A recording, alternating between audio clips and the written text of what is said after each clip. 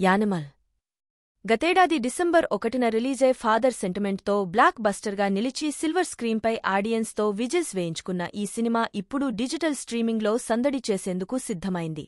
Bollywood chocolate boy Ranbir Kapoor హీరోగా, Tollywood director Sandeep Reddy Vanga తెరకెక్కించిన ఈ మాస్ యాక్షన్ ఎంటర్టైనర్లో రష్మిక మందన్న, బాలీవుడ్ బ్యూటీ తృప్తి దిమ్రీ హీరోయిన్గా నటించారు. బాబీ డియోల్ విలన్గా మెప్పించగా, రణ్బీర్ తండ్రి పాత్రలో అనిల్ కపూర్ మెరిశారు. ఇక ఈ మూవీ రణ్బీర్ కపూర్ కెరీర్లోనే బిగ్గెస్ట్ ఓపెనింగ్స్ను సాధించింది. ఓవరాల్గా 900 కోట్ల మేర వసూళ్లు రాబట్టి గతేడాది బాలీవుడ్ బిగ్గెస్ట్ బ్లాక్ బస్టర్గా నిలిచింది. ఇక ఇప్పుడు ఓటీటీలో మరింత సర్ప్రైజ్ జోడించి ఓటీటీ వెర్షన్ అందించనున్నారు. దాదాపు 8 నిమిషాల అదనపు నిడివితో దీనిని థియేటర్లో చూడలేకపోయిన సన్నివేశాలను ఇందులో చూసే అవకాశం కల్పించింది నెట్ఫ్లిక్స్. ఇక ఈ మూవీ రన్ టైం దాదాపు 3.5 గంటలతో యానిమల్ స్ట్రీమింగ్ కానుంది.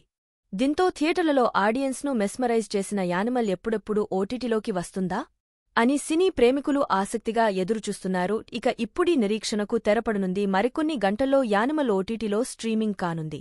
ఈ సినిమా డిజిటల్ స్ట్రీమింగ్ రైట్స్ను ప్రముఖ ఓటీటీ ప్లాట్ఫామ్ నెట్ఫ్లిక్స్ భారీ ధరకు కొనుగోలు చేసింది.